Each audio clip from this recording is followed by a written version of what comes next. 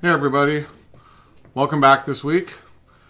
So hope everyone is doing well. Sorry for those of you that tried to catch me last week and I was missing MIA last week. I got my second shot for the COVID vaccine and made me pretty sick. So I had about 3 days in bed after that vaccine shot last week. So apologies for that.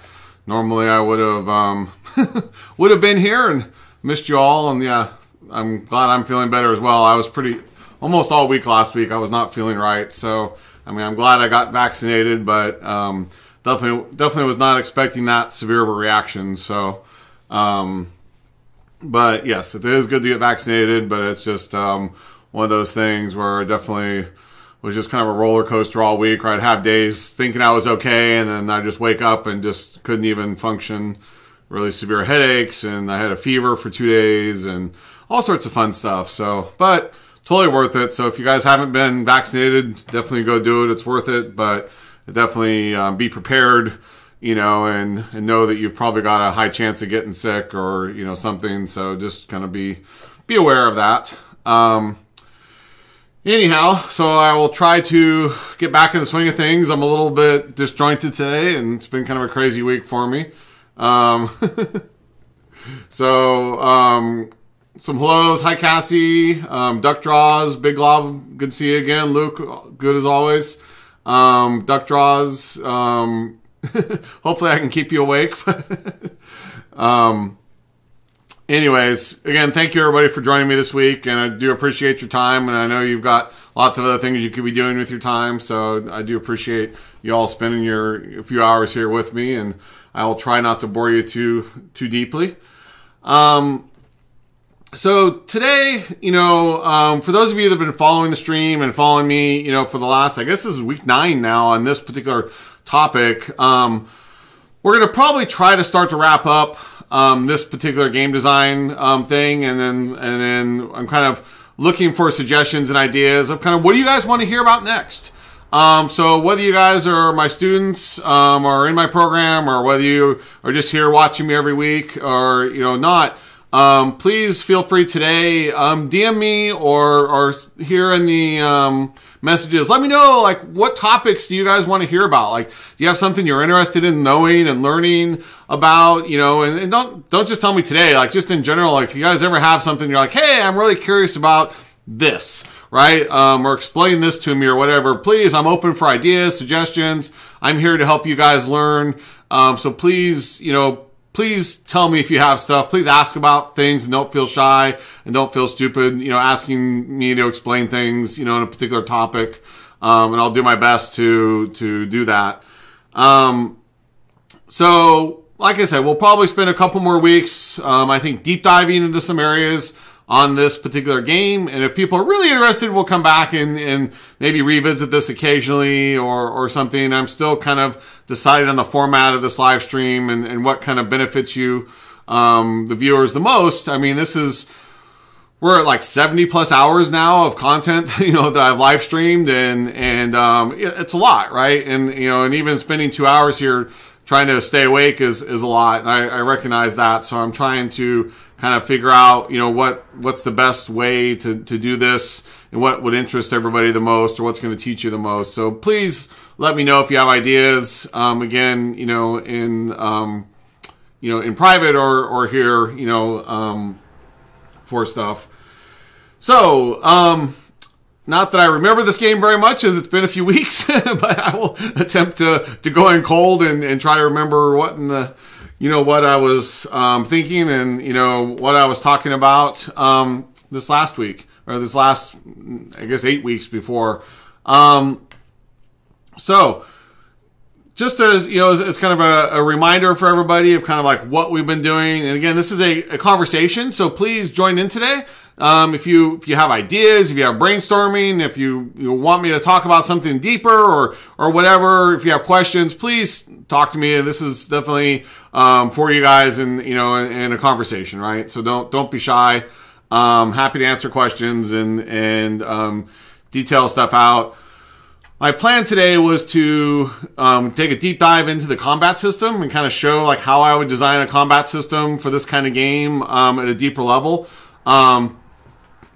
I debated on doing some stuff around movement or some other areas that maybe we're deep diving into other systems. So if you have another idea or you want me to detail something else, please let me know. Otherwise, I'm going to dive into combat today, but feel free to suggest some other types of systems or areas or something if you're interested in me, detailing something else out. But I felt combat was probably, it's one of the most complicated systems that you can have that really, for a combat game at least, can be one of the things that affects the entire of the game, the entirety of the game the most, and can be the hardest because it's so nuanced.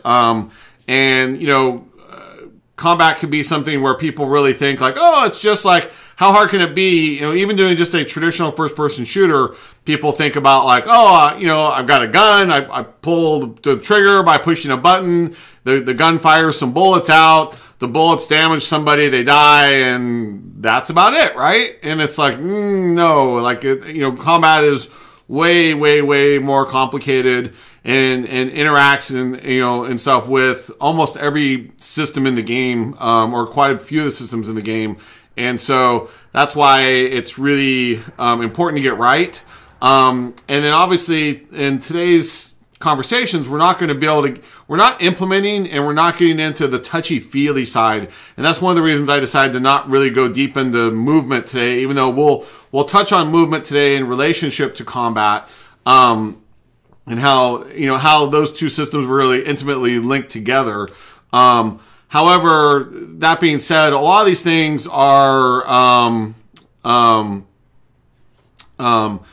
really touchy-feely. Like you have to, like, especially movement and combat to some degree, especially the movement in combat, is really like, how do you touch and how does this thing feel? And so until you implement it, there's only so much you can design on paper, and then there's only so much you need to really implement it and then iterate through implementation and really feel how this thing feels, right? And so just be aware of that we're kind of stuck in theory land, today, but that doesn't necessarily mean that that's the only place. I mean, the nuanced problems of movement and combat really in the end are how you implement them. And, and again, iteration is going to be absolute key in implementation of those things.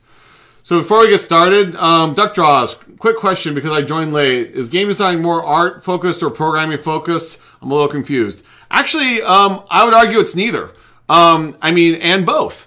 And so Duck Draws, I would highly recommend. I've got some previous live streams back in the first few weeks of when I started this that you should go back and you should go check out that do talk about what the role of a game designer is, and all the different types of roles, because there's lots of roles of game designer and kind of the skills and stuff that you need to have to be a game designer and the jobs you can get and that kind of stuff. But let me answer your question really quick just to kind of give you a sense for that. But really there's three pillars or three core team members on a team. There's game designers, there's artists, and there's engineers.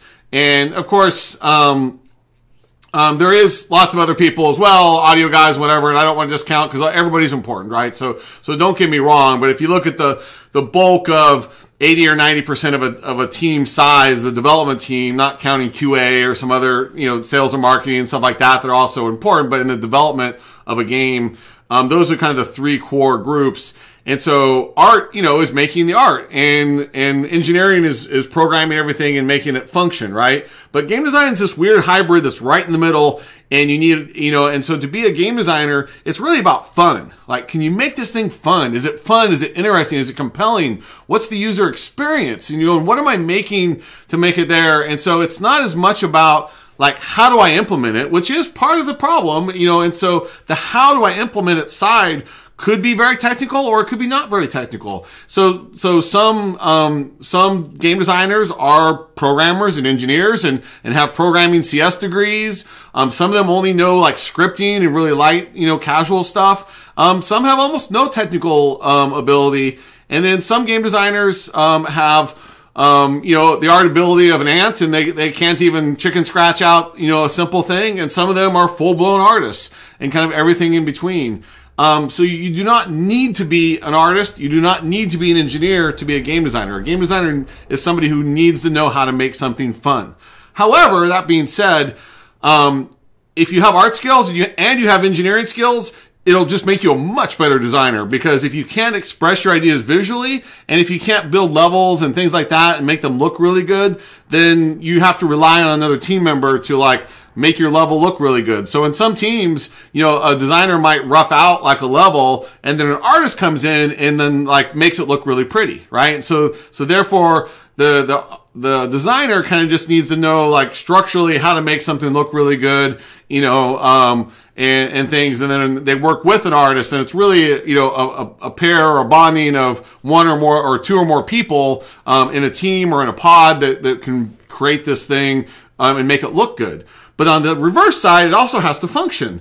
And so whether that's scripting or things like that, so a lot of times engineers will create tools, or you use things like, if you're using Unreal, you can use Unreal Script, or in Unity, use C#, or some kind of a more simplified programming language that's not full-blown like C, C++ programming, but it's this more lighter, what we call scripting language. And so most designers need to have some technical ability, and even if you don't start with that, at least having that ability to go in there and know how to modify scripts, modify data, work with numbers, and that kind of thing. And so that's one of the challenges of being a game designer. Is you kind of have to be a little bit of a jack of all trades to really be a great game designer. But a good game designer, again, does not need to be an artist, does not need to be an engineer. It just might limit some of your options about what jobs you can have or what you can do. And so I still encourage you, if you want to be a game designer, to build some basic art skills, or at least understand color theory and maybe how to do basic sketches and try to get your ideas across visually to people, you know, and illustrate stuff simple. And then, you know, as an engineer, a technical side, you know, how do you do scripting, work with blueprints, Unreal Script or C#, you know, Python, you know, stuff like that, on the technical side. And so you don't have to go study computer science and go that crazy as a game designer, but you got to be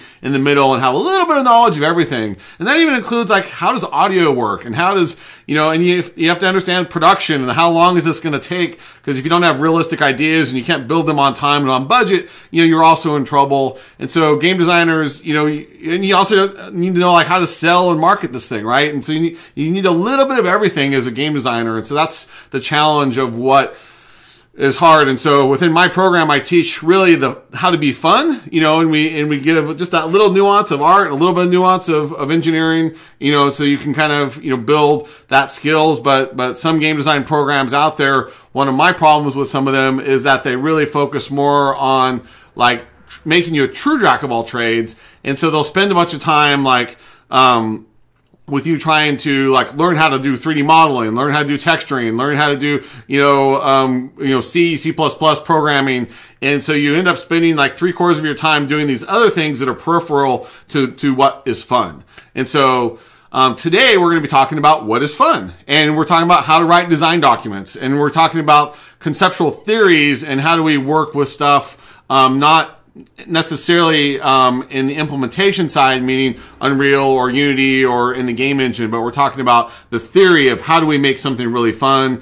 And really today in those talks, we're talking about being a systems designer. And a system designer is really somebody who works like this in a design document and creates and designs the systems before somebody implements them. But, you know, you'd be surprised at how complicated that is when you really start to break down what a gameplay system is and what everything goes into it. And so that's what we're trying to do through this whole series. But again, there's lots and lots and lots of videos that I've done already about these topics. So Duck Draws, please, go back, check those out, you know, and, please, but if you have other questions, please feel free to ask and we'll try to help you understand it. But it is definitely a jack of all trades kind of job. And so some people thrive in that, like myself. I'm very much a jack of all trades. But some people aren't very good at that. And so for me, for those of you that don't know, my degrees are in astrophysics and mechanical engineering, and I was actually a rocket scientist. And then I went from being that into working in movie visual effects, and I worked on True Lies and Terminator 2 and Star Trek and like all these different shows, back in the 90s, in the early days of visual computer graphics. And then I got into video games, and my first job in video games was an art director, and then I started writing the script for the game, and then I started doing the game design. And next thing I knew, I was a game designer. And, you know, I never set out to be a game designer. I just kind of fell into it. And then I eventually became an executive, you know, and I became a producer type, you know, and doing schedules and all these things just because I was good at it, you know, and because I like to learn. I study and I learn new things. And again, I was a jack of all trades. And so having all those broad knowledges of art and, engineering and design and all these things and putting it all together allowed me to become who I am.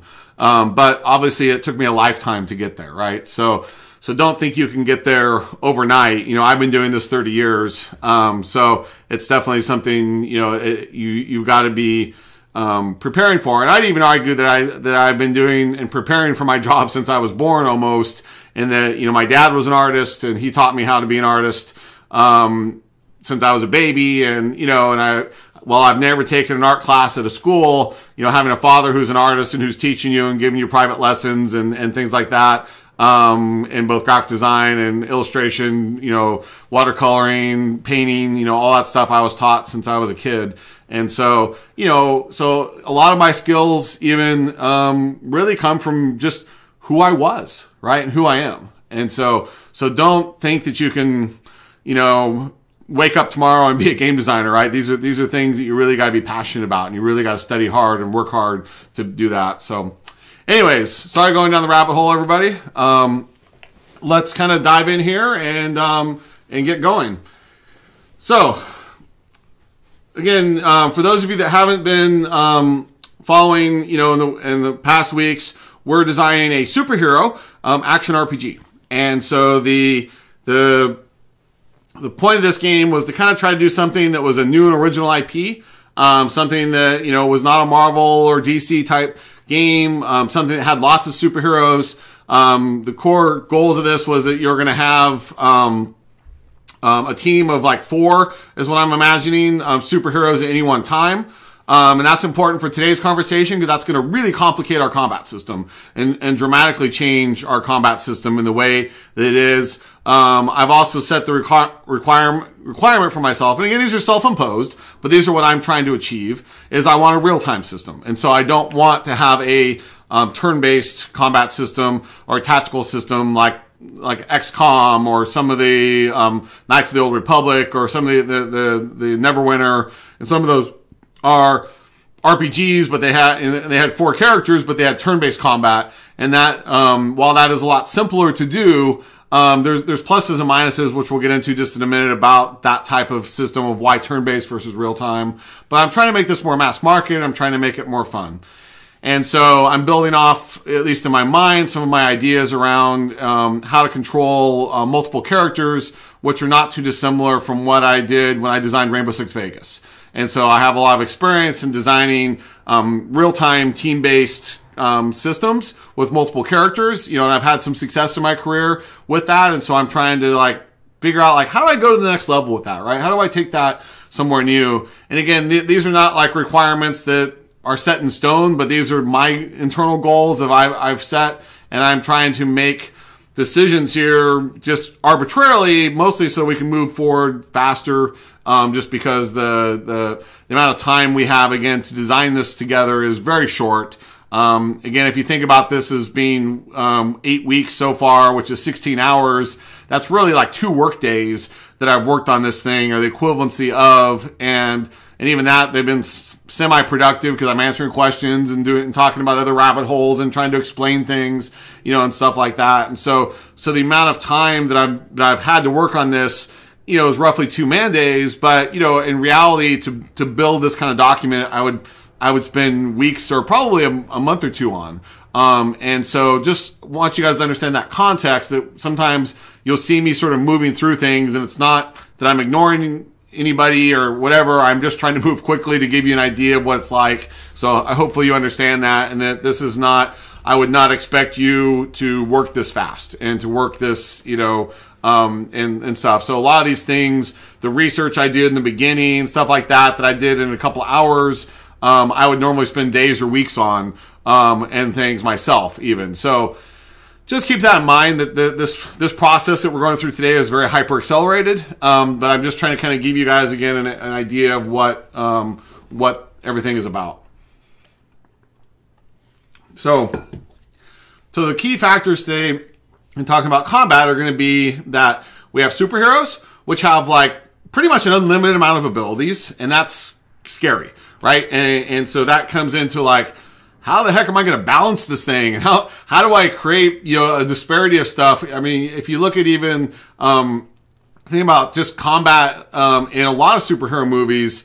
I just watched, last week when I was sick, I got to watch the new Zack Snyder DC, superheroes movie, the 4-hour cut, marathon. And I don't know if any of you guys have seen the new Justice League, but I mean, it was really, really good. And I really enjoyed it, but you could definitely sort of tell where a lot of the characters are not always really well balanced, and you can see where, you're not necessarily going to get, like even in the final, I don't want to ruin it for people, but in the final battle, certain characters were not necessarily fighting the main enemy directly, because I have a feeling he would just go blink and they would die, and so those characters kind of got relegated into support roles because, people like Superman can basically take a punch from like, I don't remember the enemy's name. I want to say Thanos, but that's the guy from the Marvel universe. And so there's things like that where balancing superheroes and creating superheroes that are too strong in combat specifically is really dangerous and really easy to do. And I would argue that a lot of the Marvel and DC characters are very overbalanced. And occasionally they did good. Like I was very surprised, the Superman versus Batman, movie, which I don't remember. Yeah, Steppenwolf. Thank you, Big Glob. The Superman versus Batman movie, which I actually don't remember a whole lot of. It's been a while since I saw. That rewatching the Justice League last week reminded me of some of that movie, and I do want to go back and rewatch that. But that was a perfect example of me, and when I first heard about it, I was like, how in the heck is Superman and Batman gonna fight? Like, I mean, Batman's got some gadgets, but like he's not Superman. Like, I mean, Superman's almost a god, and he's so powerful. And they did a pretty good job at like trying to use kryptonite and trying to find his weakness and all that. I do remember there kind of being like that moment of like, I guess this is kind of plausible, like sort of, kind of. But when I first heard about it, I was like, how are these two ever gonna fight? Like they just, there's just not even beginning to be, a reasonable battle there, right? And so that's something we've got to talk about when we're talking about combat in this particular superhero context. But I'm not going to deep dive and overanalyze it today because I think that would be just a massive rabbit hole to go down to really try to do it. And so what I'm basically going to suggest today is that we're going to nerf basically because we're creating our own new universe and we're not stuck using DC or Marvel. That gives us more leeway to create the types of superheroes that we want, right? And so what we're going to do is we're going to create superheroes that are kind of within a range of power, right? So if humans are kind of down here, these superheroes are going to be here. And in my mind, and again, I'm using vague, terms here, the power of, say, Superman or somebody, or Thor or somebody that's super, super, super powerful is kind of up here, right? And so by bringing it down here, it kind of says, well, yeah, these guys are powerful, but they're not just gods, right? They're not just omnipresent, like kind of things. And so by limiting them and then also by giving them weaknesses, and that will allow, at some levels, hopefully humans, along with their technology, and then other superheroes and stuff to all be on a little bit more even playing field. And it's kind of like this, slightly disjointed versus like I feel like Batman and Superman were so like not even on the same thing. And they did kind of make it work.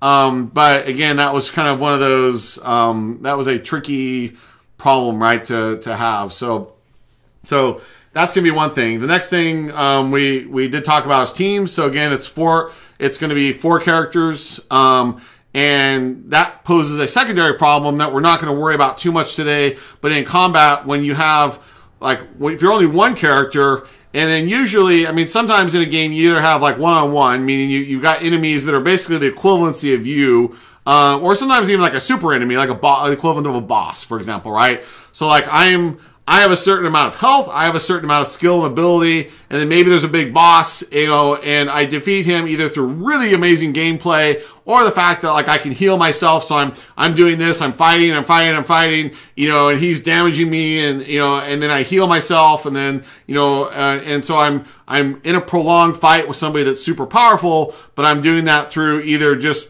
being really, really, really good at my skills, or using some combination of special abilities, shielding, healing, and these other things. So really I'm getting kind of multiple lives in there, you know, as I'm fighting, right?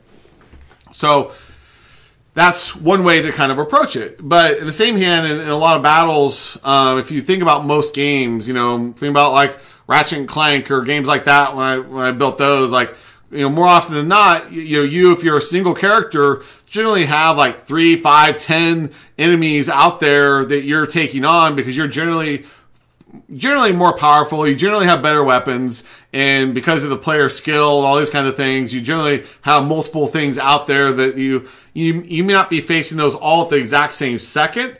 But a combat encounter is typically me going into a situation that's an area, you know, and there's you know, 6 to 10 or whatever enemies. I have to come in there and I'm either running, gunning, you know, through this, or I'm taking cover and I'm fighting. And I might take on 1, 2, 3 guys at a time, but as I'm killing these other guys are moving in, you know, and then, you know, potentially as soon as all those are dead, a second or third wave may come in, or just as guys are dying, more guys are appearing, you know, and we do that generally from, if you guys aren't aware, some of that's done from a technology limitation perspective. We have a certain number of resources in our hardware that we have, you know, whether that's the polygon draw count to the AI, you know, in our CPUs. So GPU limitation, CPU limitation, whatever that is. So quite often, that's why we will bring in waves of enemies and things. Is one, we don't want to overwhelm the player. If we threw 20 people at you simultaneously, you know, you'd probably die. But by throwing waves of enemies, it gives you just enough difficulty that you can overcome it. And then we throw more and more at you instead of overwhelming you all at one time. But the reality is that a lot of times we did that also just because we couldn't draw 20 characters on screen, and have their AI all running and, you know, and have everything working at 60 frames per second. So, you know, by having 10 come in at a time and having the concept of waves of enemies and things like that, it allowed us to, also have, you know, either higher polygon counts or better looking enemy, you know, which results in better looking enemies or better AI or whatever that is. So those 10 enemies can be more highly polished. And you can make the argument that like, okay, 5 could even be better, right? Do we want to have 5 guys with even better animations and better AI and, you know, and better weapon effects and stuff? So the more typically, you know, on most hardware systems. Now, granted, today's consoles and PCs are getting pretty darn fast. And so some of those limitations are kind of going away, compared to where they were 5 or 10 years ago or 20 years ago, right? But keep in mind that there's always technical limitations and there's always issues there that you as game designers need to work with the artists and the engineers. So back to Duck Draws, your question, like this is where that team effort comes in, right? Cause I can't just easily arbitrarily say like, well, I want 20 enemies, you know, on screen. If I do that, it's okay. You know, but then, you know, the artist has to know like, okay, well, I have X number of polygons, you know, to use. And so, you know, instead of it being divided by 10, now it's divided by 20. So everything's just half as many polygons. The skeletal meshes and things like that for animations might need to be shared and reused, you know, instead of all custom, you know, those kinds of things, right? So you start making compromises in order to make the system run fast enough. And so, I'm mentioning that now in this combat section as we get started because performance in combat generally is critical. And so every decision that we make about how many things are on screen or all that kind of stuff, can really affect our performance a lot. And especially in a more actiony game, in a real-time game, you want to make sure that game's running minimum 60 frames a second, if not more. And so you have to really understand what you're putting on screen. And so the design challenge of when I put on 4 characters on the screen at one time of my own characters means that I have to, in theory, have at least 4 times more enemies on screen at any one time, and therefore the complexity of each enemy is going to be less. Or maybe I'm on a great platform, you know, and maybe I can go okay with it, but there is definitely going to be limitations, you know, and I'm getting about a quarter of what I would normally get if I only had one player character that I was going in there with. And so that's going to be one of our challenges today to overcome.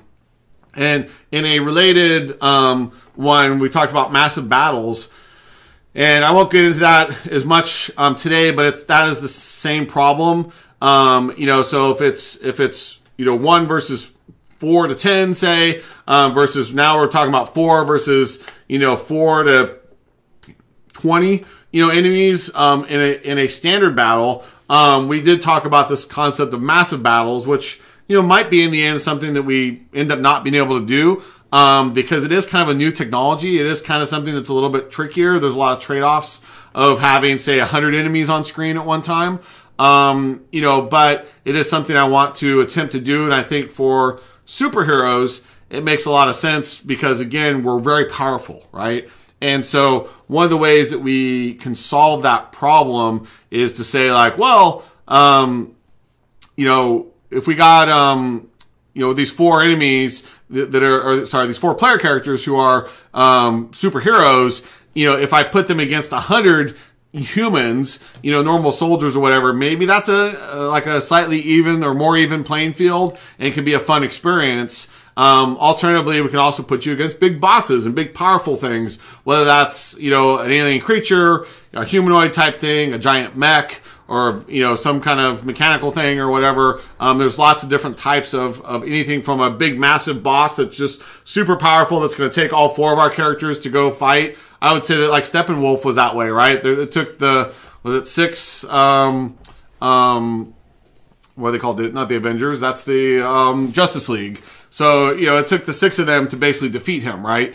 And so that is definitely an example, even though he wasn't super massive in size. He was big, but he wasn't, you know, he wasn't like, I mean, I don't remember, I would say he was 12 or 15 feet tall, maybe 12. I don't know. I mean, he was a little bit bigger than, like, say, Superman or something, but he wasn't like 100 feet tall, right?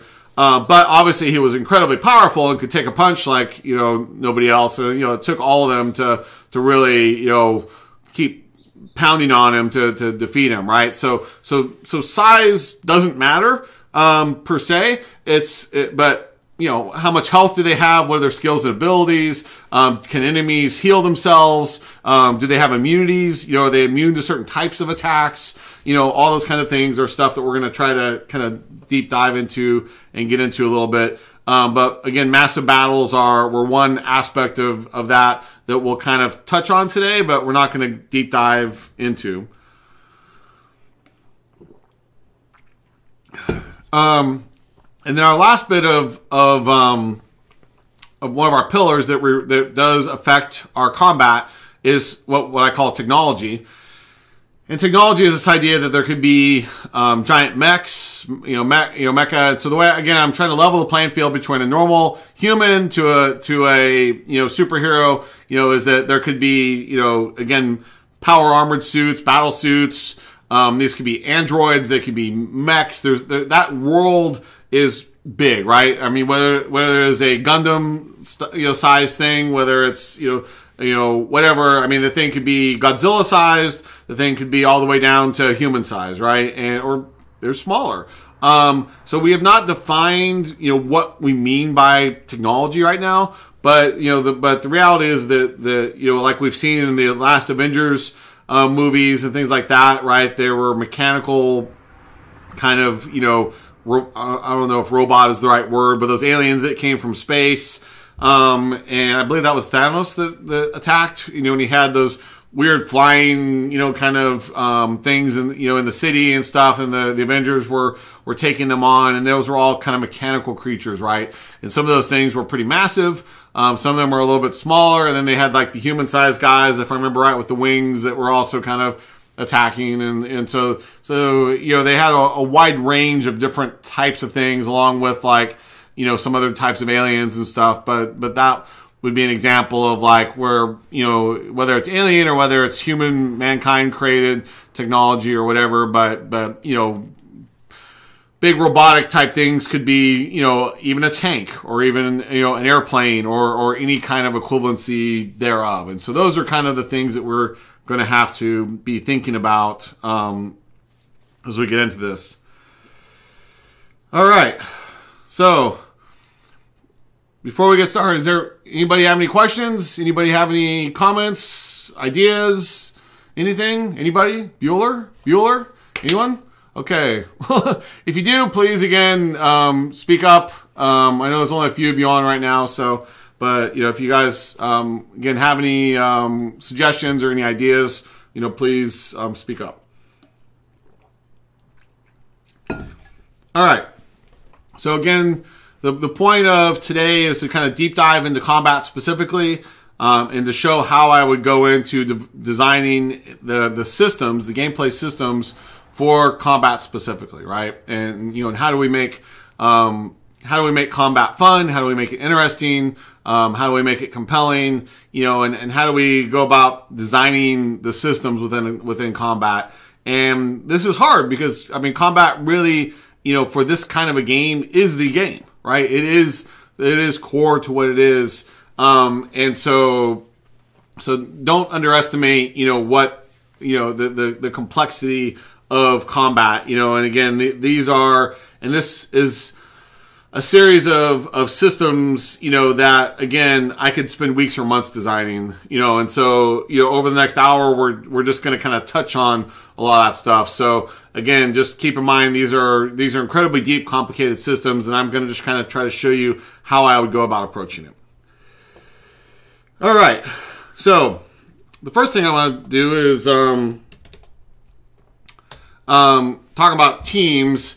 And so the, again, one of the biggest challenges, in this game is having a team, you know, that's fighting, versus a single individual, right? And so let's see,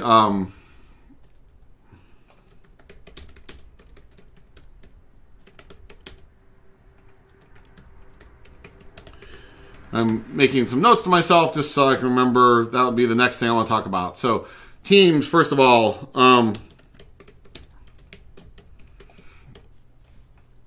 4-player characters.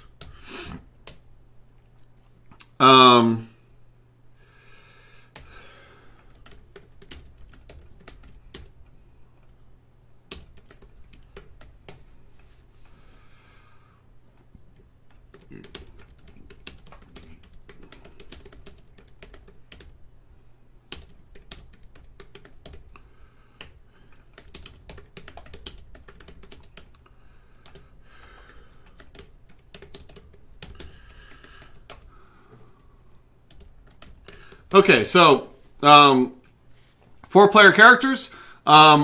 Me as a player, I'm going to control one at a time, but I can switch anytime to the other ones, and you know, take control of them directly. Otherwise, AI is controlling them, and then you know, we're not designing that in this one, but I'm also part of the reason for doing 4 players and 4 characters, if you don't know, is that it also works really well with co-op. And one of the reasons it also does really well, if you think about like a D-pad controller, and you've got the D-pad here, these 4 buttons map really well to 4 characters. And so one of the common things you can do is see on your screen like your four different icons that are in your plus, you know, or cross formation, and then I can just very easily, you know, hit this to do that, or likewise could be the 4 arrow keys or whatever 4 keys on your keyboard, but in that same configuration, and it makes it really clear, like, oh, here's how I really quickly, you know, can change, you know, between those kinds of things. And that reminds me then, this is actually one of the tougher things, and I'm not sure if I want to solve this right now, but I'm just going to say, to make it easier for now,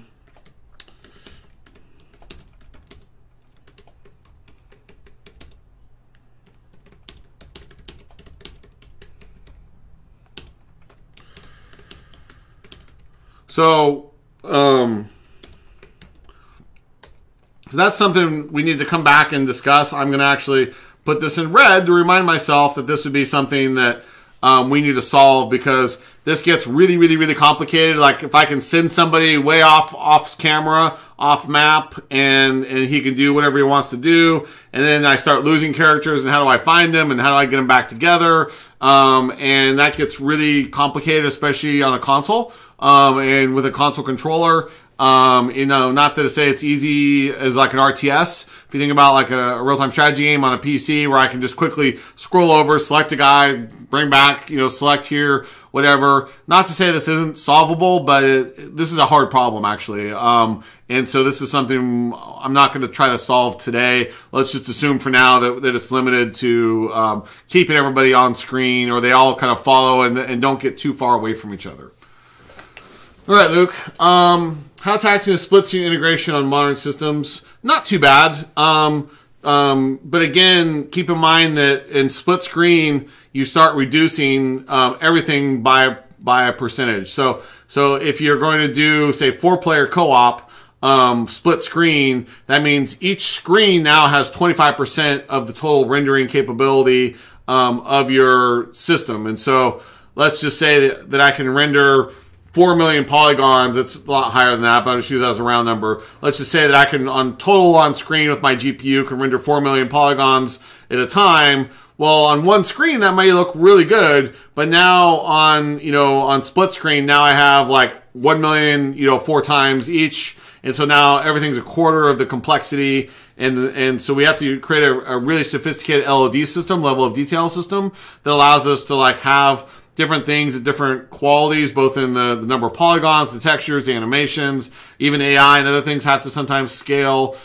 So that's where it gets, tricky. Anything split screen technically is not super hard to do. But it's, that's why a lot of games got away from split screens. It became, a lot of extra work on the art side to usually create all that stuff and things. But as far as like the technical engineering side of rendering those things, isn't too bad.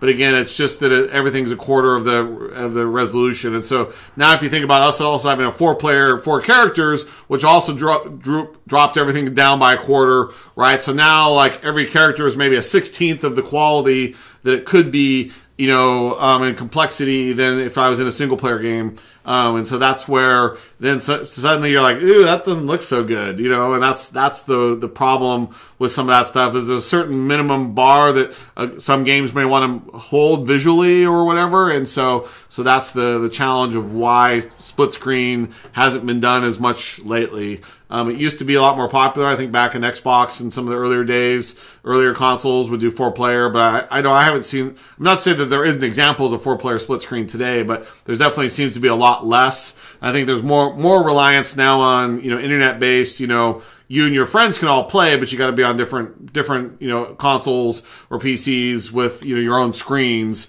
And it also, at some levels, if you're the publisher, whatever, also means you sell 4 times more copies in theory, because you're getting everybody to go buy their own copy versus, so even like siblings who both play at home now suddenly need to have 2 Xboxes and 2 games, to be able to play together, right? And I know I have friends that do that. They literally have to buy 2 Xboxes, whatever, because there's certain games the kids want to play against each other, and they have 2 PCs and 2 Xboxes and two TVs, and it gets complicated because that game doesn't have a split screen mode, and so that can be a challenging. Yes, and so that's the reason, to your point of why it got phased out. It really is that other problem. I mean, it's not that it's that hard since Halo. It's just I think as internet came about, it was just easier, and it's developers being lazy. So.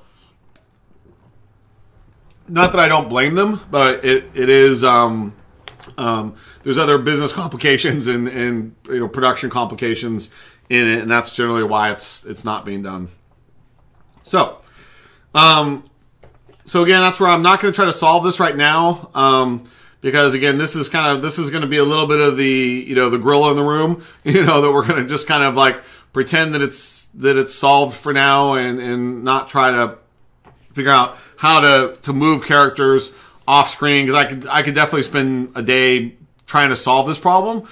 Even for me, this is not a trivial problem to solve. We try to solve it in Rainbow Six and other things, and there's stuff like where we'd be able to send the guy off to say do something, and we tell him like, okay, stay here and guard this location, and then I'd take my other guys around, I'd go and like attack here, and then that would cause enemies to say flee in this direction, which would then run into this guy who would then be sitting back and could snipe them or do something cool. But the problem could be that if the interface and the UI and the information that the player has isn't great, then what would happen is this guy would be sitting here and I didn't know and I couldn't hear the gunshots, and so like AI would suddenly like maybe find him and suddenly he'd die, and you're like, what happened? Like I didn't even know he was in a fight, and then suddenly he'd just die because I didn't quite know and I wasn't paying attention and didn't see that like he was getting attacked, and when I didn't know it. And so that's where when you start having guys off screen,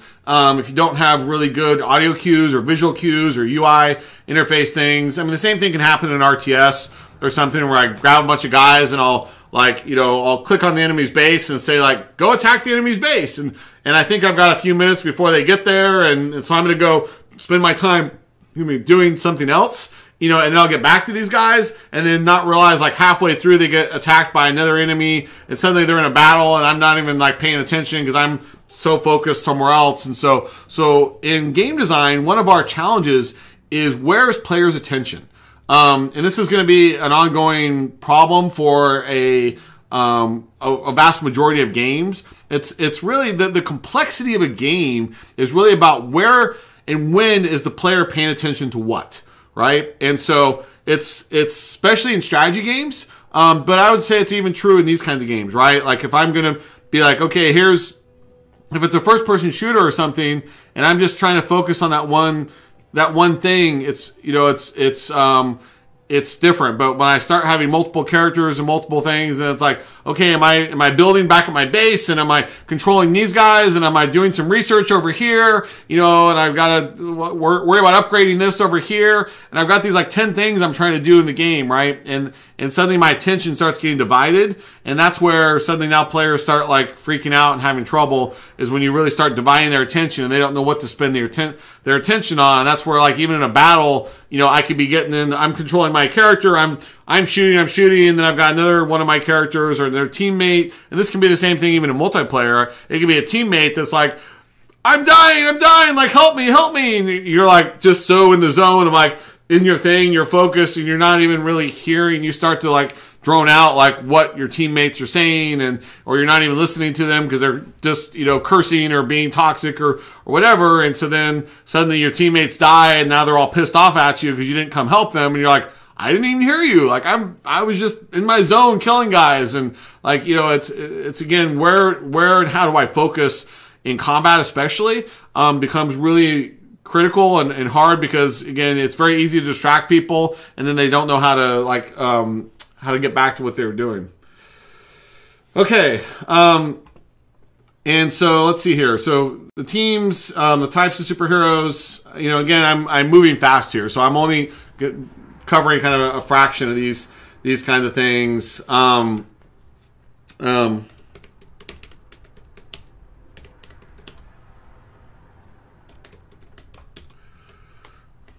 So who's the player going to take? Many superheroes to choose from. So.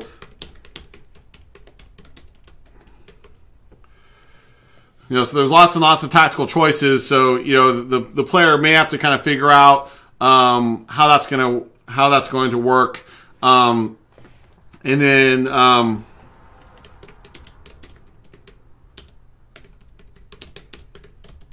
so players can issue orders to teammates, so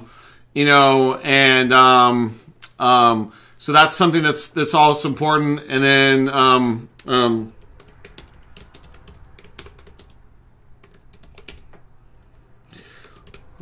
if state is the right word, I'm just having a brain fart right now of like what we want to call this. So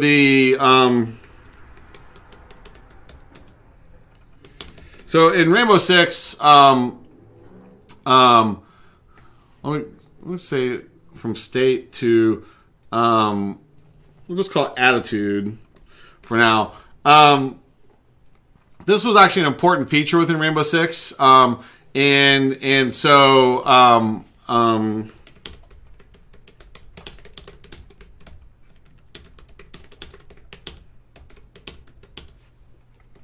so where this was at, and one of the things that made Rainbow Six work is you had the ability, basically you had 3 states that the team could go between. And so it was a normal state, it was a defensive state, and an aggressive state.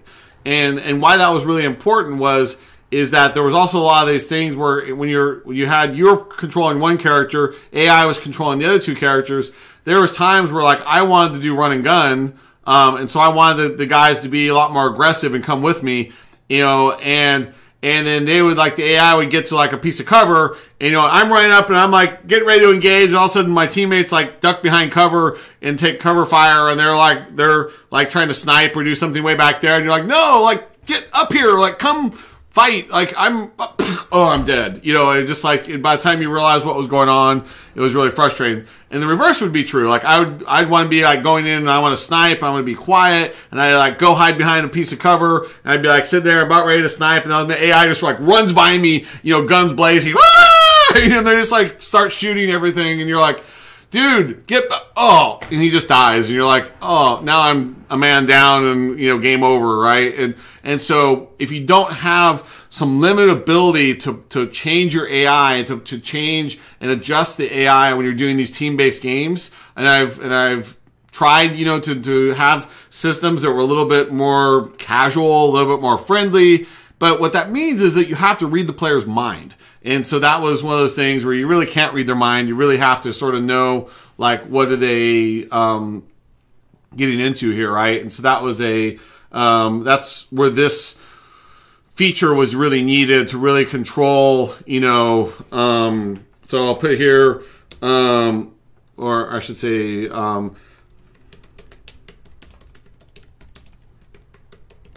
so we'll put those 3 in there just for now, just so that it reminds us of that we need to be able to have those states, I believe, to really control team-based AI correctly in this type of a real-time game, right? And so that's something else that we need to make sure we're specifying here is all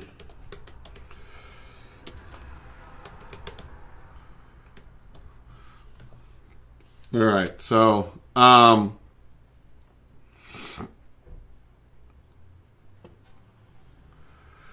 let's see here. So there's more about teams, but that kind of just gives us the basic idea of of how these teams can work together. Types of superheroes is so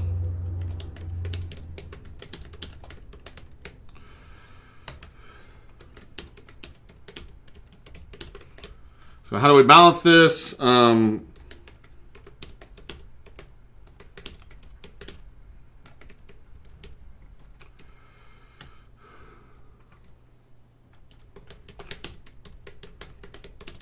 And so the other thing we want to do is really want to say categories, or say roles.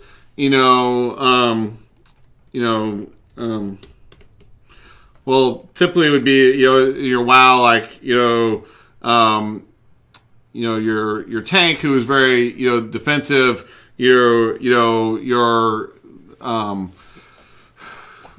I'm just totally drawing a blank on what they call it.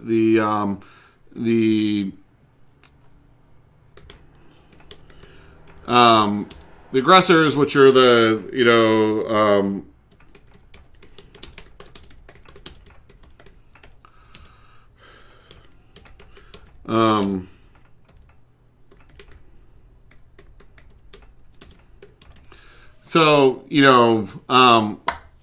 so everybody has kind of like a role that you're going to play typically in that. And so, and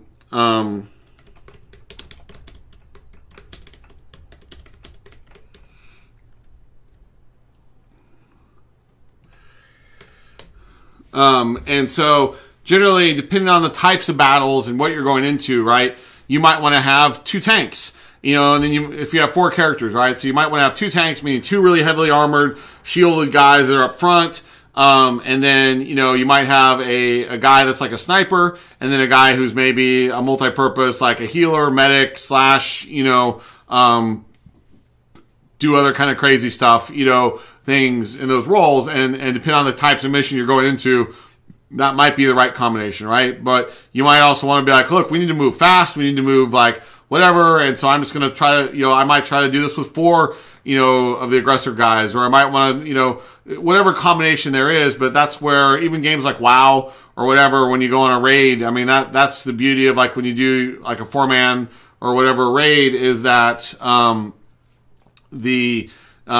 the combination that you choose is really important, right? So the character classes all have a different role to play. And if you don't understand what that raid needs, you can very easily kind of try to go one way or another, but the game self-balances in some ways because those things are sort of needed to fill those roles, if that makes sense.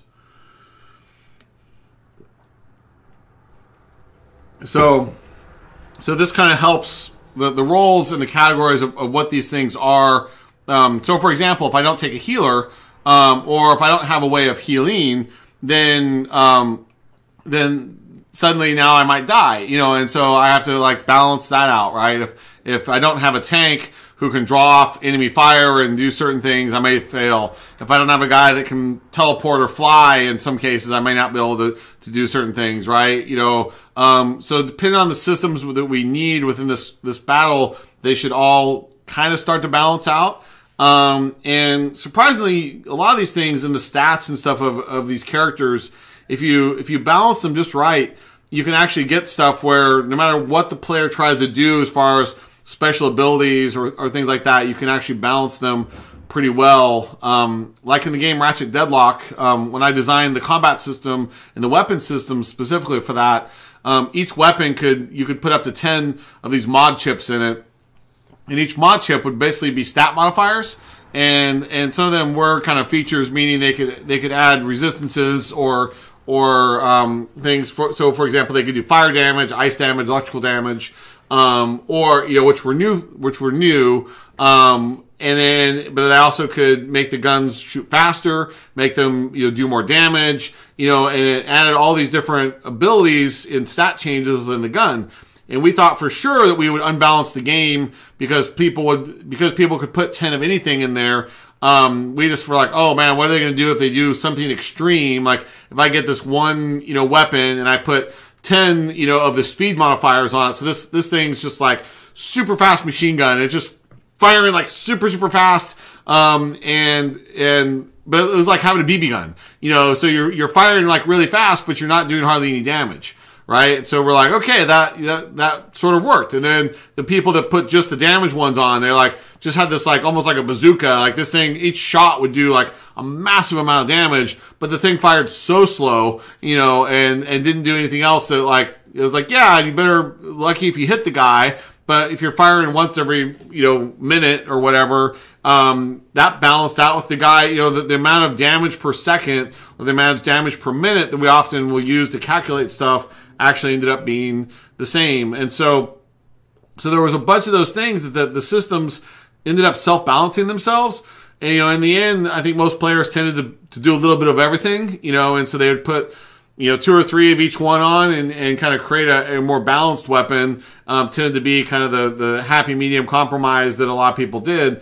But while it's a slightly different analogy to this, it's not too different in that the way that the superheroes we choose, and then that gets complicated by how we modify each superhero, and this is where we're not getting into the superhero creation yet. And so this is where we can only go so far with our combat system because we have not designed our superheroes, right? And so at some levels, like you got to kind of design them together, right? So we design a little bit of the combat system first, and then I kind of go like, okay, well, what kind of superheroes would make that interesting, right? And then what kind of superhero modifications and upgrades and extra powers and skill trees and all these other things that go into building a character and a superhero that's going to improve over time. Like, how does that thing, how does that get built and how is that interesting, right?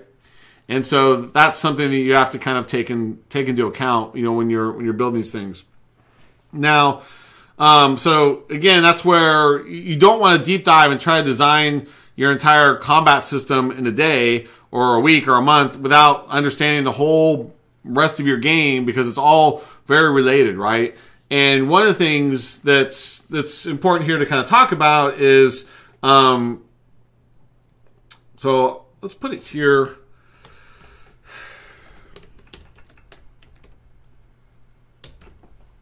Whoops. Okay. So I'm going to call this player skills. So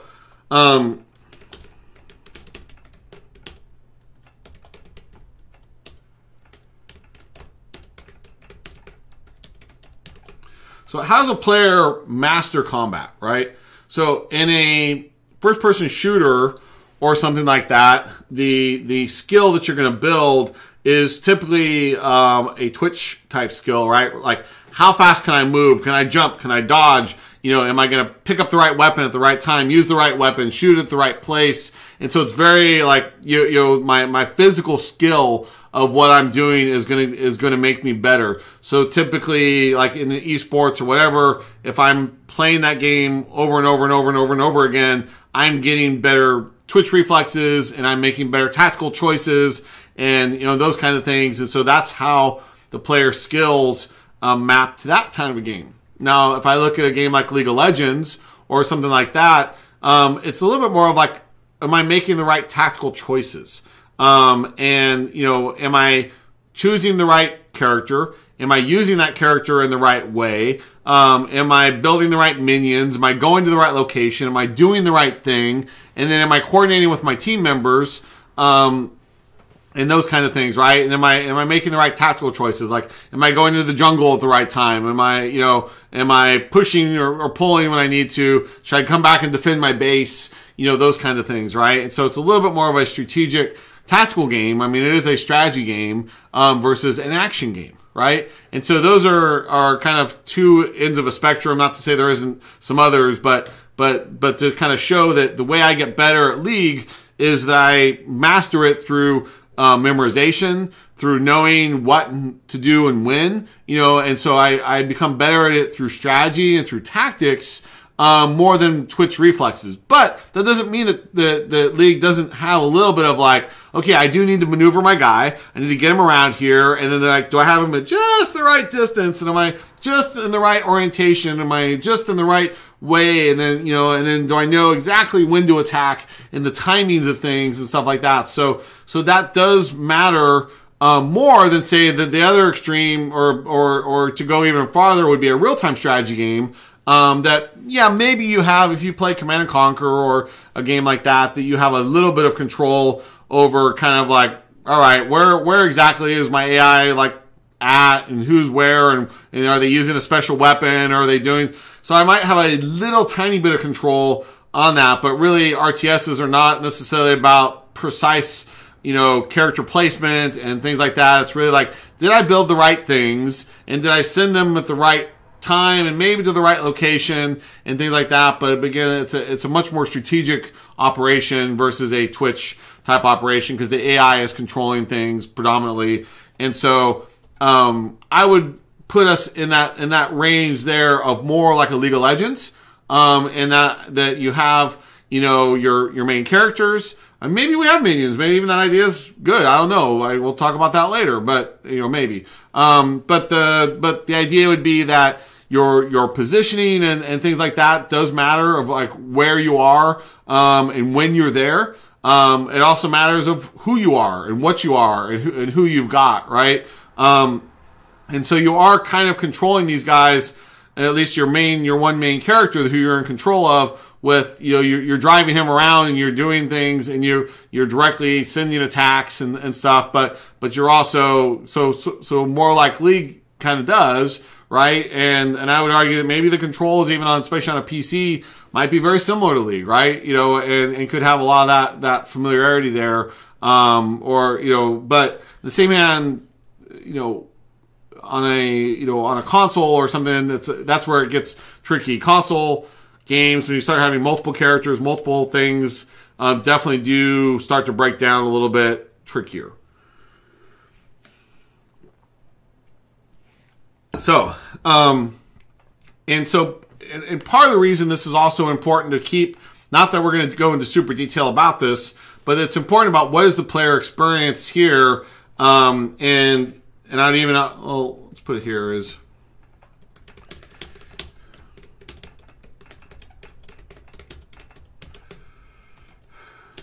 you know,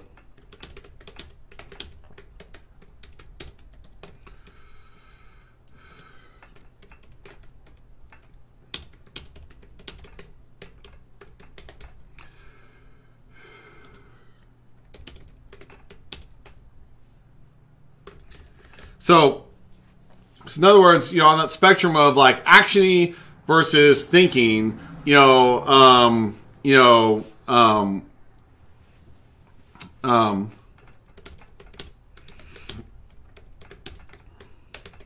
the way I'm kind of thinking about it is that we're roughly halfway between both. So, you know, we are going to worry about, you know, that we need a little bit of positioning.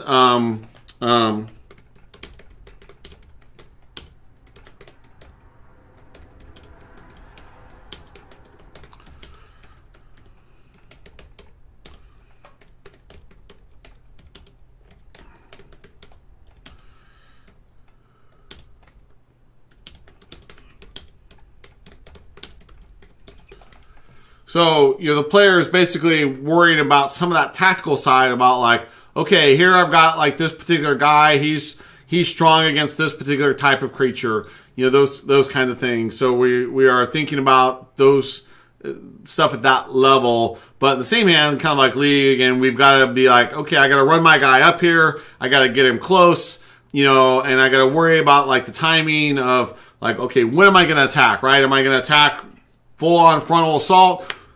Do I wait until the guards are patrolling? You know, are the guards moving and they're patrolling and I'm going to come in and try to like, you know, snipe them quietly and take these guys out here? Like how am I going to play this thing, right? And that's something that's important for us to sort of try to understand, you know, what is the player trying to do when he's in that combat scenario. And so again, I'm not describing this perfectly right now, but I'm getting you guys to think and understand that there's a thought process around the player skills, and then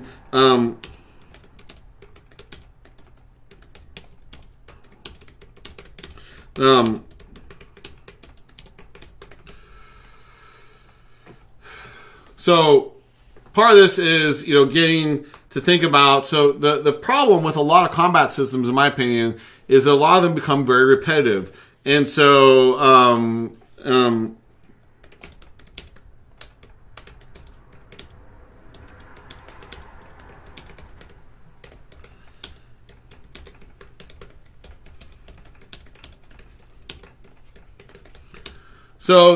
So a lot of combat systems can really, you know, start to be like, oh, I'm doing the same thing over and over and over and over and over again. And in some games like a Call of Duty or something like that, that can be totally fine. You know, and people may be 100% okay with just making the game, you know, super repetitive, right? And but, you know, like if I'm going to play this game for 10 hours or 20 hours, and like every battle is exactly the same, like, you know, I was like, oh my God, I'm falling asleep. This is so boring, right? And so like what is it within the combat system that's going to add mastery, right? And how am I trying to get better at combat? How do I improve in combat? Those kinds of things, right? And so those types of questions in the beginning make you kind of create a framework for like, what am I trying to achieve? And if I'm not thinking about that stuff in the beginning, then what ends up happening is I'll design what I think are these really great systems, and I'm like, oh, this sounds like really awesome. And then for me, a lot of mobile games, like, you know, are this way, where just like, you know, once I do the combat loop like once, I feel like it's the same thing 500 more times, you know, and I'm just bored silly because it doesn't really matter. I mean, yeah, maybe I have some other characters I can bring in or whatever, but the combat's just so simple, and it's just like, click, click, click, click, touch, touch, touch, you know, let me snooze and I'll come back to it kind of thing, right? And that's not it's a very passive system. And so, but in the same hand, I don't want to make a super fast twitch because we have 4 characters. I don't want to make a super fast twitchy game. This is not about making another Call of Duty kind of game, right? This is about, you know, how do we create a game that's somewhere that's actiony and fun, and requires some thinking. And that's where I think RPG players, in my opinion, and action RPG players are in that middle ground, right? We are creating a hybrid, you know, for better or for worse, that is somewhere between action and strategy being thinking. And that's what RPGs kind of fall into, that sort of, I think, categorically. I'm going to use my head in this thing, and I, you know, especially in a game that's a little bit more tactical. If you think about a lot of the RPGs, like I've mentioned, you know, have 4 characters in them, you know, and you're controlling those. Those definitely do, I think, appeal more into the, you know, tactical strategy game. XCOM players, things like that, will probably be more likely to pick up that kind of game than necessarily the Call of Duty players, right? And so that's where you as a game designer need to understand who's your audience. And that's what we're trying to just define here. So Luke,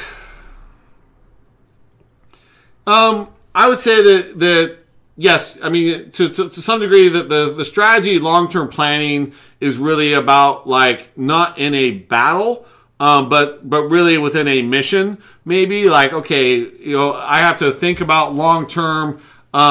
So in this particular case, in this particular game, we actually are, I would say that we are blending action and tactics. The strategy aspect is, okay, who are all my team members? If I have 4 guys that I'm going to bring into this, and I have to get from the start of a level, let's assuming we're doing a level-based game, you know, I have to get from the start of a level to the end of a level with this group of characters.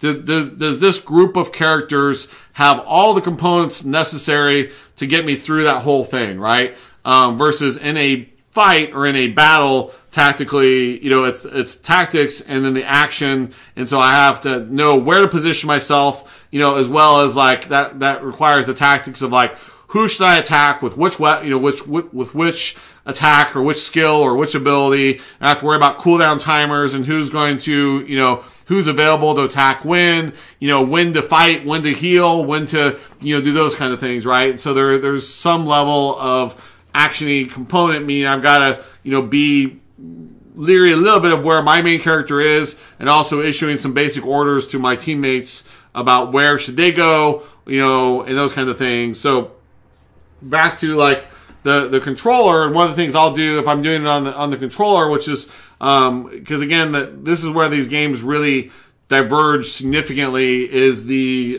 controllers and inputs from a Xbox type or you know, console controller to a PC mouse, you know, are so drastically different for these kinds of games that it really changes the game in kind of a night and day different way, and not necessarily for the better. And so that's one of our biggest challenges, because when we can click on a screen, you know, with a UI, and we can just sort of see what things are, we can click on it. It's just a lot easier than, like, suddenly having to make a real-time thing that I'm trying to control with my little, you know, joypad, right?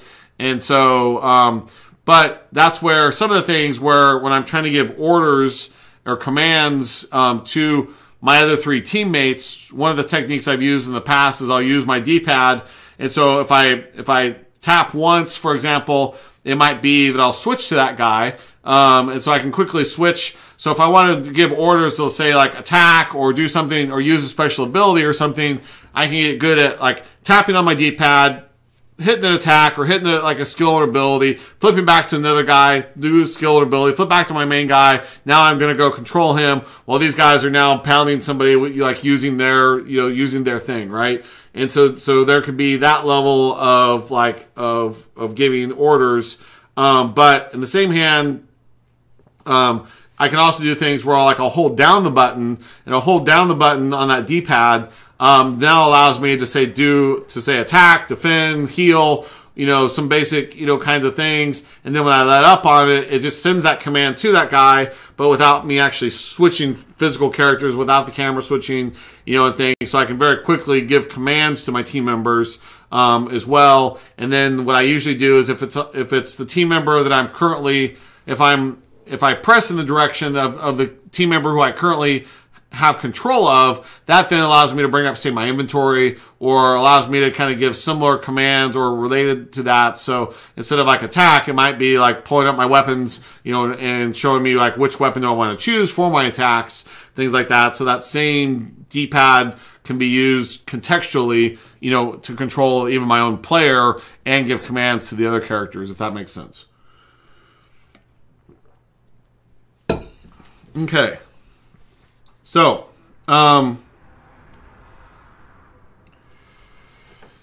so we're moving kind of fast here, and so hopefully this is all sort of making sense to everybody, because I know it is a little bit challenging.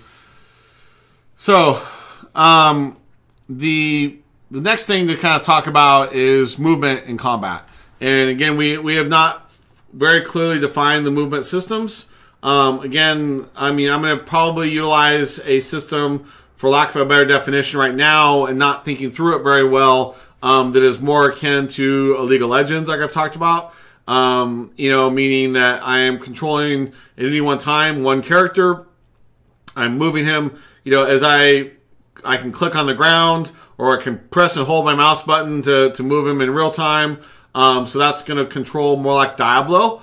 Or something like that, or League of Legends. And so the positioning for where I need to be and stuff becomes important. Like you know, like I might see enemy attacks and I'd see something appear on the ground and know like this is about to become, you know, dangerous. So I better maneuver my guy over here so that I'm out of the range of this particular attack. Or I might know that, you know, this boss is coming at me this direction. So I better, you know, maneuver my guy around over here so that the guy, you know, goes past me, those kind of things. So I'm making very light, not say casual, but easier decisions about where I need to be, you know, and when I need to be there, right? And so that's something that can be really important to understand or to get through, right? And just looking to see. So I was looking at my stream and hoping. It's weird on YouTube. I don't know. Maybe it's just my YouTube. My camera quality is very blurry. So hopefully it's weird on my OBS software. It looks really crisp and clean, and then on I happen to have it also streaming up on YouTube, and it looks very blurry to me. That's why I just caught it out of the corner of my eye and realized I looked really bad. Are you guys able to? I'm just kind of curious, Luke, and those of you that are watching. You guys, is your YouTube stream clear, like of my video picture and of the text, or is it kind of blurry for you? I just want to make sure there's not a. Okay, good. I just want to make sure it was all right. Not. I don't know why my YouTube is so blurry, but it's like something's off on my resolution there. So, that is so weird. Yeah, mine's like way off there. So, okay, as long as you guys are seeing me all right, I just happened to notice it was there, and I was like, oh, I can't see myself because it was like it's just complete blur there. So something's weird on my Chrome browser, I guess, or on my YouTube. Which might actually make sense of why I was watching some YouTube videos earlier today and they were super blurry, and I just thought that was bad quality with the particular streamer. But I'm wondering if it's not a weird setting on my computer or something, or resolution, or it was really strange. Okay, sorry about that. Yeah, that was a weird one. Not that I can do much about it right now. I just want to make sure that in the future you guys are hearing me okay and seeing me okay, and it's not. Although maybe I look a little bit better if I'm blurred out anyway. So, all right. So movement is first of all about positioning.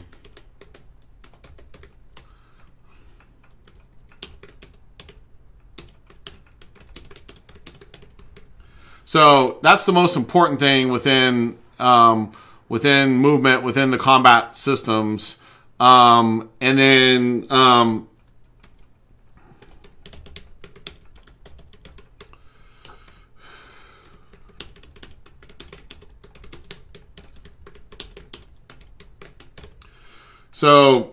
So one of the problems on this 4-player system, now again on a keyboard mouse it's a little bit easier, but I'm trying to design for the worst case scenario, which is actually the controller, on a console controller, and so some of this can be that when you are again, I'm not going to try to solve it right now, but basically, some of the games have done things like, even Apex Legends and stuff had some interesting systems where if you look at a particular thing, so if I have a targeting reticle and I look at something, I could send a ping command, and then that would, tell the other characters, you could look at something and say attack, defend, utilize or some kind of, object, some kind of contextual command there, or move to it, those kind of things, right? And so, so I'm going to do something like that. And again, this may or may not work. So again, I'm kind of guessing here, right?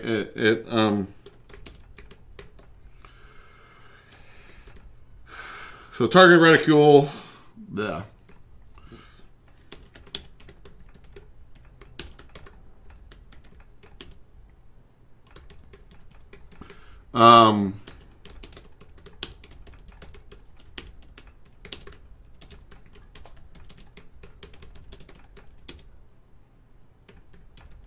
So this is something that's really important to try to kind of understand is again, how do I get all of my teammates, my people to do what I want them to do? And that's probably one of the biggest problems in these kinds of games.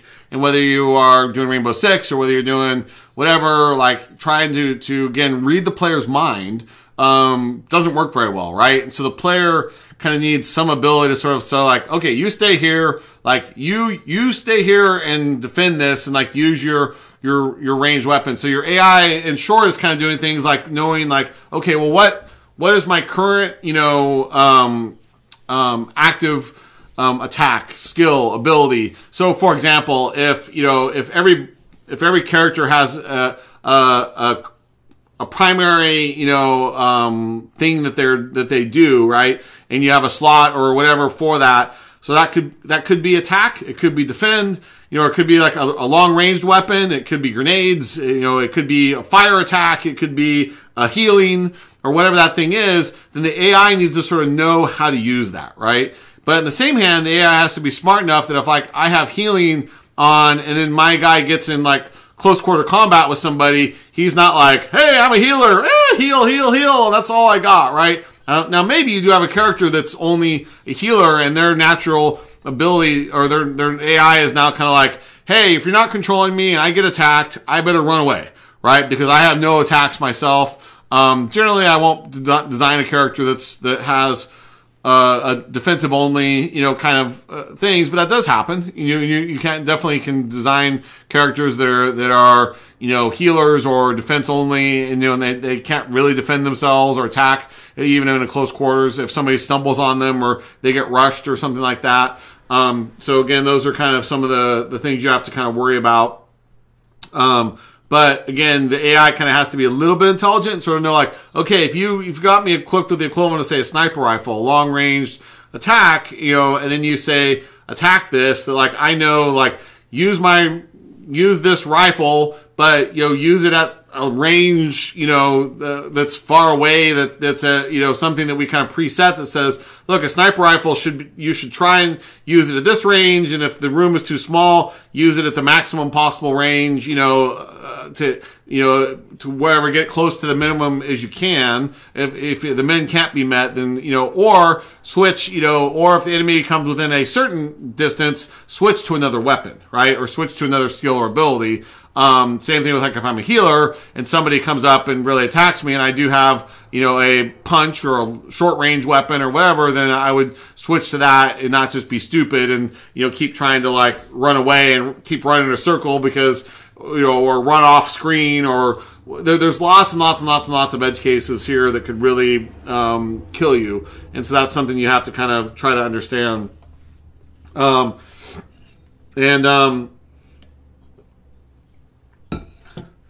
So So your teammate commands in this kind of a game are critical, and that's part of positioning is part of that. So like, you know, where is somebody going to go? Are they smart enough again to know like how to use their thing? Like if they've got a short range weapon equipped, this is where these edge cases come in. Like if I have let's just say I only have a punch, right? And I've got the punch equipped, and that's my only thing even I have capable of right now, right? And I'm very far away from an enemy, and now the player tells me to be defensive. Like, what do? Do I hide? You know, do I not go up close? Do I stay out of the fight? You know, and that might be what the player wants, right? What if I only have 1 point of health left, right? Maybe the player wants me to be hiding in the back so that he can get through with his other characters, and then at the end of the fight, now he can heal me, right? And that happened in Rainbow and in a bunch of games that I've worked on where, again, the AI starts to try to be smart, and suddenly the AI goes running forward, and you're like, no, stop. Oh, you know, idiot. Like, you just died, you know, and I was trying to keep somebody out of a battle, you know, and they ran in, you know, unpredictably, right? So that's where the positioning, these teammate commands, are going to be critical along with the AI that goes with it. And today we're definitely not getting to that because we've only got 30 minutes left. So, now, so we put some of this stuff in, before, you know, so do we have moves and attacks that are attacks?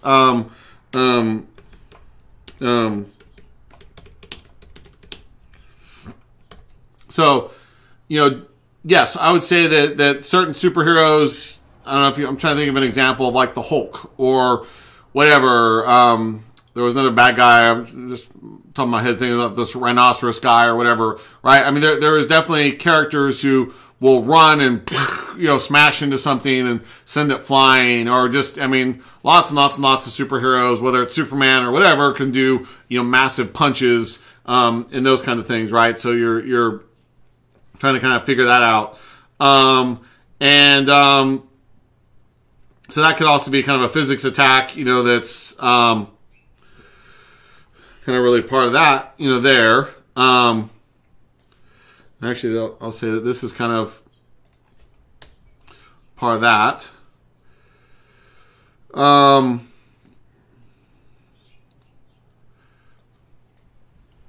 just kind of reorganizing here because there was some stuff that was there, and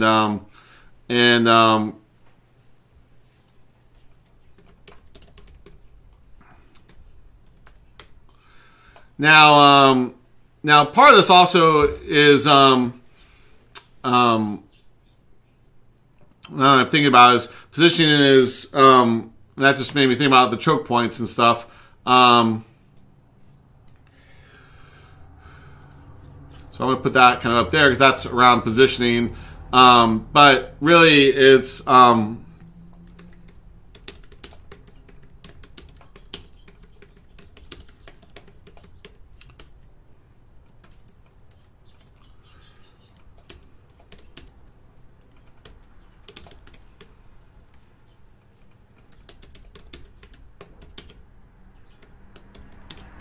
so this is a big problem, especially in a 4-player kind of game, is kind of like where, you know, are we going to be fighting in a big battlefield that's all flat and it's a bunch of grass and anybody can run anywhere and, you know, anybody can go anywhere and do anything, you know, and that kind of thing. And so positioning doesn't matter as much there, right? But then, so, you know, then another question would be,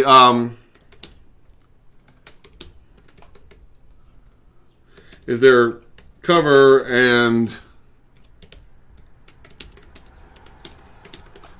you know, is there a cover system, you know, and just so you know, the way I talk about a cover system, that would be like Rainbow where, you know, I can literally take cover behind something, you know, there could be multiple heights, but I'm literally like in a cover position that I know I'm protected, you know, when I'm in that position. And that is a slightly different system than just say, like, if I have a pillar and, you know, the enemy's over here, and the player character is here, if I go hide behind this thing and this guy's here, then I know he can't shoot me because there's something in the way. That's a different system usually that's using objects as cover, but that's not necessarily what we would consider a cover system within combat, right? And so now that gets a lot harder in an AI-driven system and things like that. So I am not currently advocating that we do a cover system. So what I'm going to say is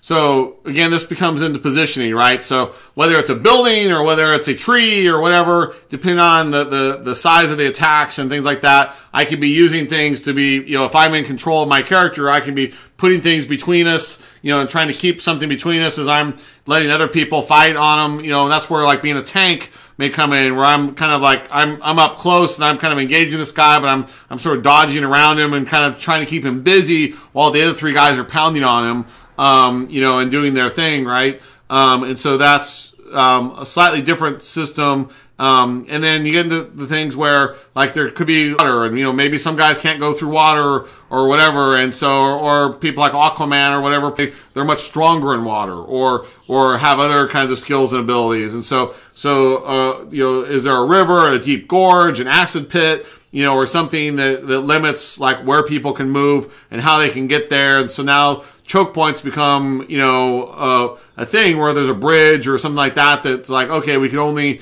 do that. Now, in a human-based game, or something like that, then that becomes a little bit more of a problem or more of a need. In superheroes, it doesn't quite make sense, and so that's something you have to think about. And so, you know, I don't think for superheroes, I don't think it makes sense to, you know, to have a lot of these like limiters on stuff, because I think they're superheroes, right? And they're not going to be like, oh, I got wet, oh, I'm melting. I mean, that's just not the way that, you know, a superhero would react, you know, those things. So, you know, a very significant number of superheroes fly, jump far, things like that. So there's probably not a lot of terrain limiters, but you do have to kind of think about that, because ultimately, you know, terrain still is kind of a problem there. All right, so I'm gonna move on a little bit faster here. Let's see. So this is movement.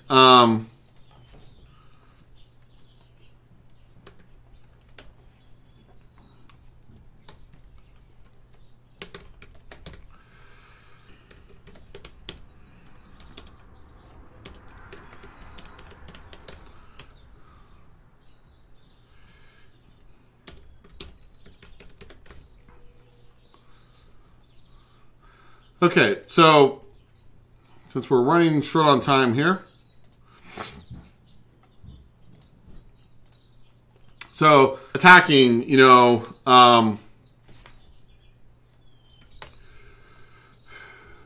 okay,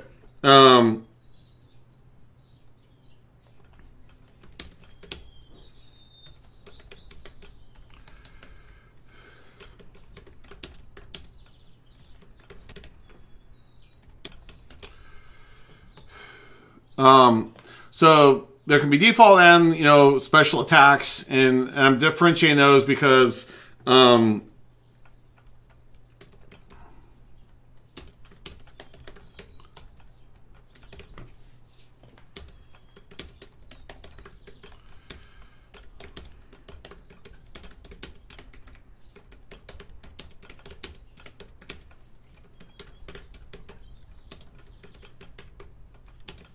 so what I'm basically saying is, you know, each attack, you know, should have some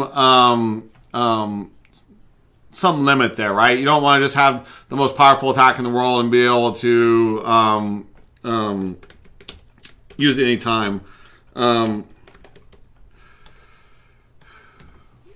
I'm just trying to kind of pencil things in here.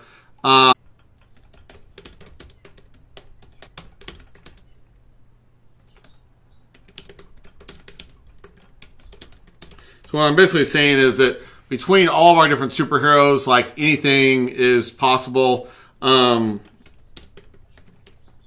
attack types like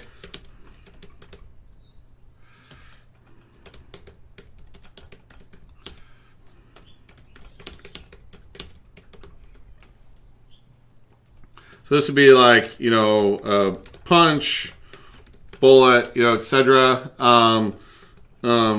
So streaming, this would be like a, you know, flamethrower type, you know, type attack. Could be fire, ice, something where it's you're gonna shoot it out and you're gonna keep shooting it out, you know, kind of thing. It's gonna keep doing stuff over that. This is a type of damage over time. And then there's dot, which is basically poisons and stuff, which would basically be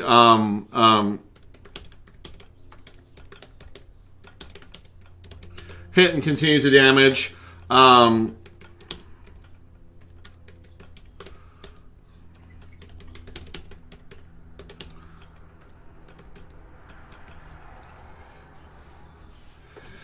So there's area effect, you know, so what I'm basically trying to do again here is categorize things, right? And trying to figure this out where, there's different categories of attack types, right? And, you know, each one of these things, you know, needs to have kind of a different way that it damages the player and different ways that it's there. And so there might be others, so like this would be a grenade or, you know, an explosion.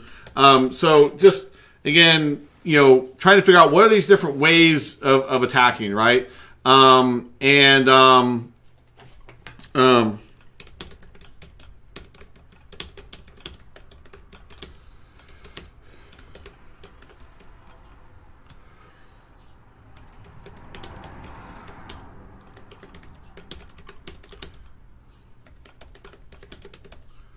So, it's just really important that we kind of, again, establish that, you know, a lot of these things need to have limits, and whether that's ammunition or whatever. So I'll call this like, you know, controllers, or also the other word I use are limiters. So this would be like, you know, ammunition, and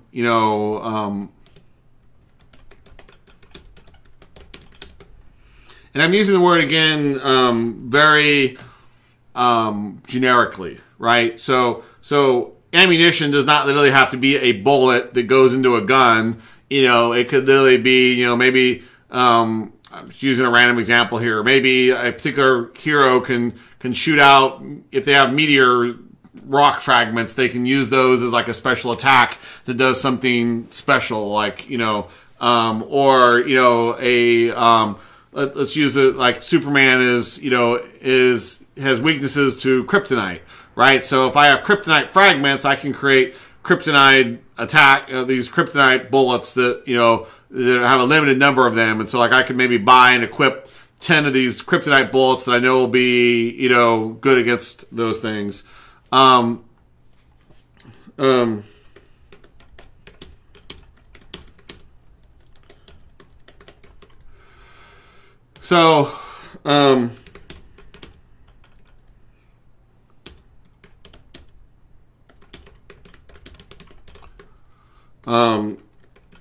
Let's see.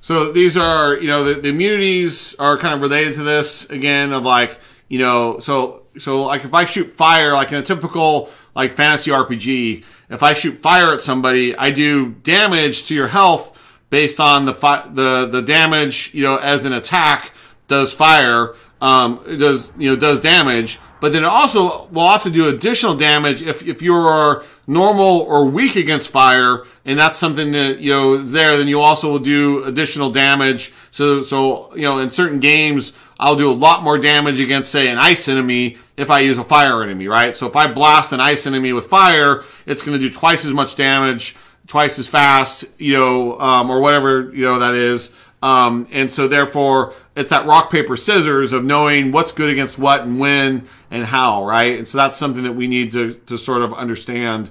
And so that's something there that's important to know.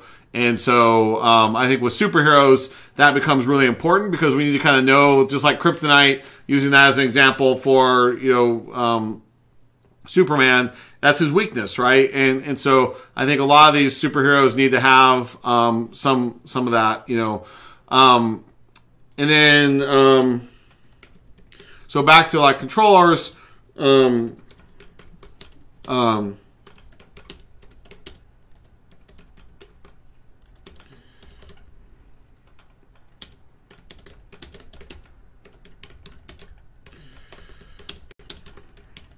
So, it may take, certain, a certain amount of power or energy, something like that again, to do that, which might drain you. So we'll use the example of mana, from a fantasy RPG game. And so that is, back then,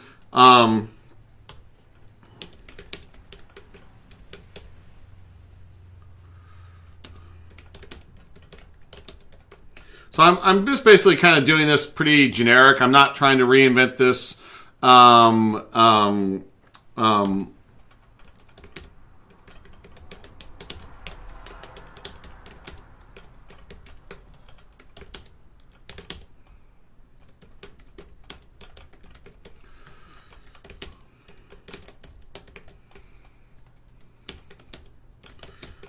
Okay, so,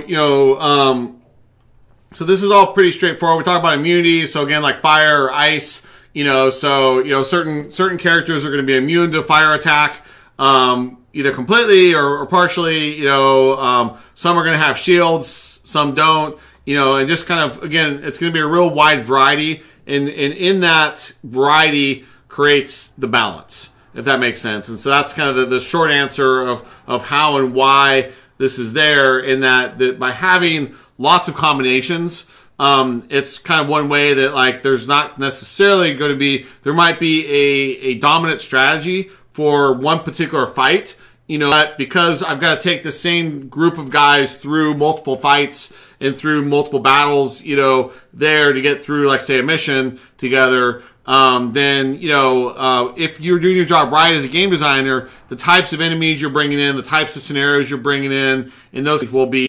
Hopefully you guys can still hear me. That was a weird, I've never seen that error before. I just got an OBS Studio